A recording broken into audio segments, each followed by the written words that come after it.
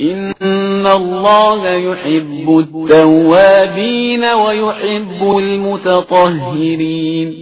بتحقیق خدا توبہ کرنے والوں اور پاکیزہ رہنے والوں کو دوست رکھتا ہے. بسم اللہ الرحمن الرحیم. الحمدللہ رب العالمین وصلی اللہ علی محمد وآلہ الطاہرین. موضوع گفتگو احکام حیض. گو کہ احکام حیض کچھ ہم نے پہلے بیان کیے، لیکن انہیں ہم نے خاص عنوان دے دیا کہ وہ چیزیں کہ جو حائض پر حرام ہیں. وہ موضوع بھی احکام حیض ہی میں بیان ہوتا ہے، لیکن ہم نے اسے جداگانہ بیان کیا تاکہ دیکھنے والوں کے لیے، سننے والوں کے لیے موضوع آسان ہو جائے. احکام حیض میں سے اگلے مرحلے میں جو حکم بیان کیا جا سکتا ہے وہ یہ کہ اگر کوئی خاتون حیض میں مبتلا ہوں، اب موضوع کو کہ حیض کا چل رہا ہے لیکن ساتھ میں یہ بھی بیان ہو جائے، اسی طریقے سے اگر نفاس میں مبتلا ہوں تو اس کو طلاق دینا جائز نہیں ہے. تفصیلی طلاق کے مسائل انشاءاللہ اگر اللہ سبحانہ و تعالیٰ نے توفیق دی، مہلت دی، تو انشاءاللہ تفصیل سے بعد میں بیان ہوں گے. لیکن اس وقت کیونکہ موضوع گفتگو حیض ہے تو فقط اتنا مسئلہ بیان ہو رہا ہے کہ حیض میں طلاق دینا جائز نہیں ہے اور نہ ہی طلاق ہوگی. اسی طریقے سے نفاس میں بھی طلاق دینا جائز نہیں ہے اور نہ ہی اس میں طلاق ہوگی. البتہ کچھ شرائط ہیں اور کچھ استثناءات ہیں کہ جو انشاءاللہ بعد میں طلاق کے موضوع میں ڈسکس ہوں گے. اسی طریقے سے اگر احتیاط کے مطابق گفتگو کی جائے تو کہا جائے گا کیونکہ ہمارے معاشرے میں خواتین حیض اور استحاضہ میں، نفاس اور استحاضہ میں فرق نہیں کر پاتی، تو کیونکہ وہ مسائل کو نہیں سمجھ پاتی تو کہا جائے گا کہ جب بھی وہ کسی خون میں مبتلا ہوں تو طلاق نہ دی جائے، کیونکہ یہ تشخیص دینا اور اس بات کو سمجھنا کہ اس وقت وہ حیض میں مبتلا ہیں یا استحاضہ میں، نفاس میں مبتلا ہیں یا استحاضہ میں، تو یہ ایک تھوڑا سا مشکل مسئلہ ہے کہ جو عام طور پر خواتین اس کو نہیں سمجھ پاتی. تو پھر ہم عرض کریں کہ بہتر یہ ہے کہ جب بھی خواتین خون میں مبتلا ہوں، البتہ وہ خواتین کہ جو حیض اور استحاضہ، نفاس اور استحاضہ میں فرق نہ کر سکیں، تو ان کو پھر کسی بھی خون میں طلاق نہ دی جائے. اب یہ سوال پیدا ہوتا ہے کیا اگر کوئی خاتون حیض میں مبتلا ہیں اور اس کے بعد وہ غسل کر لیں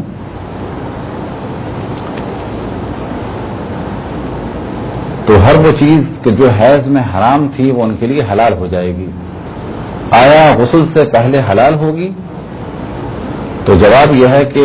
دو چیزیں ایسی ہیں کہ جو غسل سے پہلے حلال ہوں گی، لیکن مستحب یہ ہے کہ وہ کام بھی انجام نہ دیے جائیں. ان میں سے ایک یہ کہ اگر وہ خاتون حیض میں مبتلا تھیں تو ان کے لیے طلاق صحیح نہیں تھی، ان کو طلاق نہیں ہو سکتی، لیکن ضروری نہیں ہے کہ جب انہیں طلاق دی جائے تو وہ غسل کر چکی ہوں، بلکہ اگر ان کا حیض ختم ہو گیا، بے شک انہوں نے غسل نہیں کیا لیکن طلاق ہو جائے گی. اسی طریقے سے اگر کسی خاتون کا حیض کا مسئلہ چل رہا تھا اور حیض رکنے کے بعد ان کا شوہر ان سے جسمانی تعلق برقرار کرنا چاہے، اور یہاں پر واضح جسمانی تعلق سے مراد یعنی اگر انٹرکورس کرنا چاہے، تو بہتر یہ ہے کہ پہلے خاتون غسل حیض کر لیں. لیکن اگر حیض ختم ہو چکا ہے اور اس کا یقین ہے تو غسل سے پہلے جمع یعنی انٹرکورس جائز ہوگا، لیکن بہتر ہے کہ پہلے غسل کریں. لیکن باقی جتنی بھی چیزیں ہیں جو حائض پر حرام تھیں وہ اس وقت تک جائز نہیں ہوں گی جب تک کہ وہ غسل نہ کر لیں. اگر کوئی خاتون نماز میں ہو اور اس وقت انہیں یقین ہو جائے کہ مجھے حیض ہو گیا تو ان کی نماز باطل ہو جائے گی. اور اگر کوئی خاتون نماز کے بعد اس چیز کو جان لیں کہ نماز کے دوران جو انہیں کچھ محسوس ہوا تھا وہ حیض تھا تو وہ نماز بھی باطل ہو چکی تھی. اب ممکن ہے کوئی سوال کریں کہ وہ نماز باطل ہو چکی تھی تو اس کو ڈسکس کیوں کیا جا رہا ہے؟ تو جواب یہ ہے کہ اس موضوع کو اس لیے ڈسکس کیا جا رہا ہے کہ اگر کوئی خاتون دوران نماز یہ جان لیں کہ مجھے حیض ہو گیا ہے تو واجب ہے کہ نماز کو چھوڑ دیں. لیکن اگر کسی خاتون کو یقین نہ ہو کہ حیض ہو گیا ہے تو انہیں نماز کمپلیٹ کرنی ہوگی، اور بعد میں اگر انہیں یقین ہو جائے کہ میں حیض میں مبتلا ہو گئی ہوں تو یہ جو انہوں نے 1 رکعت یا 2 رکعت پڑھی اس کا پڑھنا ان کے لیے حرام نہیں تھا، کیونکہ ان کو حیض کا علم ہی نہیں تھا۔ غسل حیض کے بعد وضو کرنا بہتر ہے، یعنی تمام مراحل کے نزدیک بہتر ہے، اور احتیاط کی راہ یہی ہے جو ہم نے پہلے بھی اس جانب توجہ دلائی کہ غسل جنابت کے بعد وضو نہ کیا جائے، باقی جتنے بھی غسل ہیں ان کے بعد وضو کرنا چاہیے۔ اور یہ جو ہم نے کہا چاہیے، گو کہ اس میں فتوے مختلف ہیں روایات کو مد نظر رکھتے ہوئے، لیکن احتیاط کا تقاضا یہ ہے کہ ان واجب غسلوں کے بعد وضو کو انجام دیا جائے۔ لہذا غسل حیض کے بعد بھی بہتر ہے کہ وضو کو انجام دیا جائے، اس کے بعد نماز پڑھی جائے۔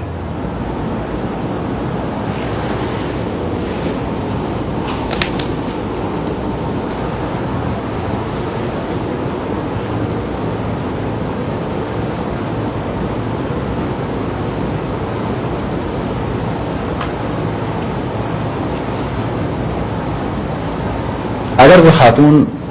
حیض میں مبتلا تھیں اور ان کا حیض ختم ہو گیا، یا اسی طرح سے اگر نفاس میں تھے ان کا نفاس ختم ہو گیا اور ان کے پاس پانی اتنا مختصر سا ہے کہ یا غسل ہو سکتا ہے یا وضو ہو سکتا ہے، تو اگر دونوں عمل ہو سکتے ہیں تو بہت ہی پانی کی بچت کا خیال کرتے ہوئے دونوں کاموں کو انجام دیا جائے، اور اگر فقط اتنا ہو سکتا ہے کہ غسل ہو جائے تو غسل کو انجام دیا جائے، وضو کے لیے تیمم کیا جائے، اور اگر وضو ہو سکتا ہے تو فقط وضو کیا جائے اور غسل کے بدلے تیمم کیا جائے۔ حائض خاتون اس جانب توجہ رکھیں کہ جو نمازیں ان کی حیض میں قضا ہو گئیں ان کو انہیں دوبارہ ادا نہیں کرنا ہے، لیکن جو روزے ان کے چھوٹے ہیں انہیں قضا کی نیت سے دوبارہ انجام دینا ہے۔ البتہ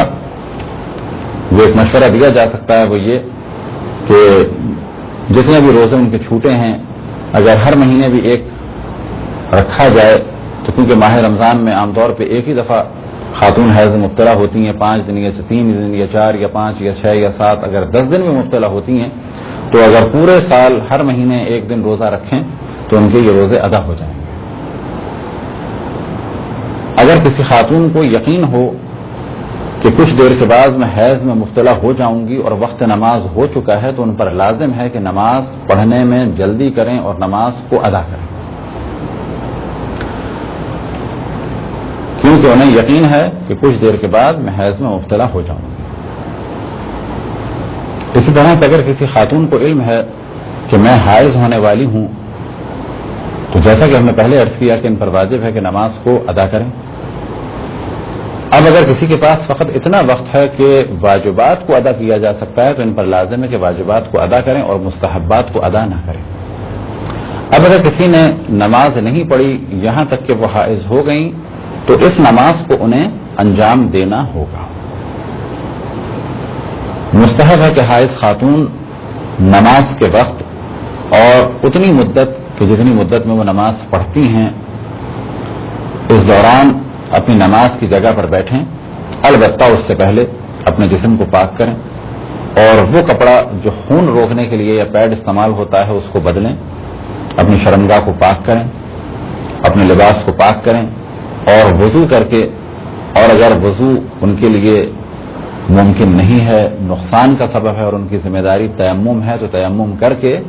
اپنی نماز کی جگہ پر بیٹھیں۔ البتہ نماز کی جگہ سے مراد کہ جو بھی ان کے گھر میں نماز کے لیے حصہ معین ہے، جگہ معین ہے، یا جہاں بھی وہ نماز عام طور پہ پڑھتی ہیں وہاں پر وہ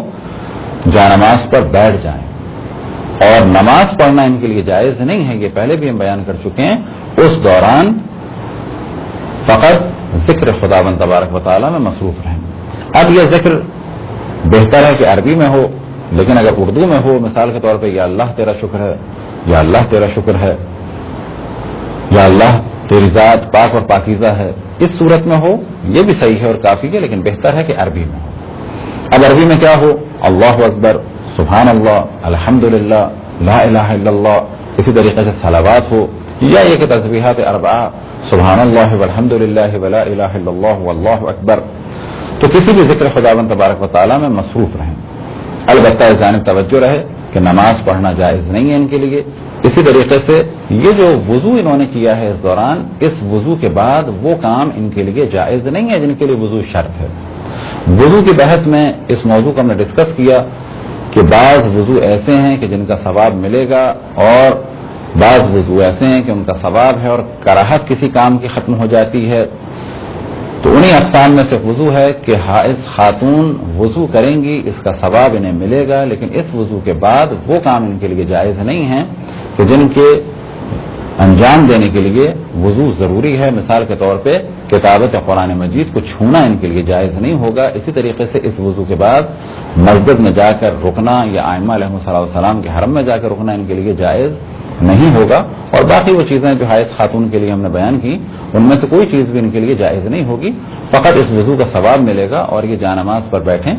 قبلہ رخ بیٹھ کر ذکر خداوند تبارک و تعالیٰ میں مصروف رہیں. اور اسی طرح سے حائض خاتون کے لیے مکروہ ہے کہ وہ قرآن اپنے پاس رکھیں یا حجاب لگائیں یا مہندی لگائیں یا جسم پہ اپنے تیل ملیں. یہ آخر میں ہم نے کچھ مستحبات اور کچھ مکروہات بیان کیے. خداوند تبارک و تعالیٰ سے دعا ہے کہ بحق محمد و آل محمد ہمیں اپنے رسول اپنی حجتوں خصوصاً امام زمان علیہ السلام کی معرفت اور اطاعت کی توفیق عطا فرمائے. وصلی اللہ علی محمد و آلہ الطاہرین.